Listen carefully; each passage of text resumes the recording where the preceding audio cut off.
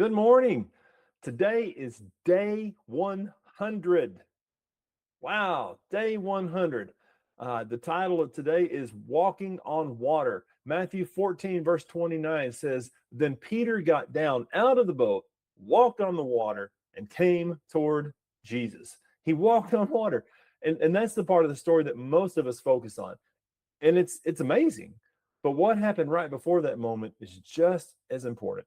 Peter was in a boat in a storm, and he sees Jesus walking toward him on the water. And he said, Lord, if it's you, tell me to come to you on the water. And Jesus said one word, come, come. Peter had to get out of the boat. He had to leave the thing that felt safe, even though it was being tossed about by waves. And he had to step into something that made no logical sense. And as long as he kept his eyes on Jesus, he walked on the impossible. Wow. Matthew 14:30 says, But when he saw the wind, he was afraid, and beginning to sink, he cried out, Lord, save me. He took his eyes off Jesus and he looked at the storm. And he started sinking.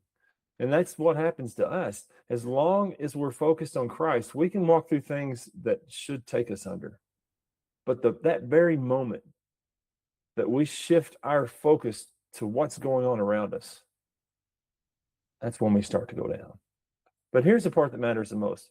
Matthew 14:31 says, Immediately Jesus reached out his hand and caught him. Immediately, not eventually, not after letting him struggle for a while to teach him a lesson, but immediately.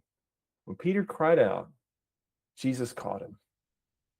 You know, we are going to take our eyes off Jesus sometimes. We're going to look at the storm. We're going to start to sink.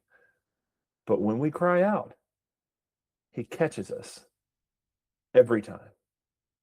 What storm are we focused on right now instead of keeping our eyes on Jesus? Be blessed by the best. We'll see you tomorrow.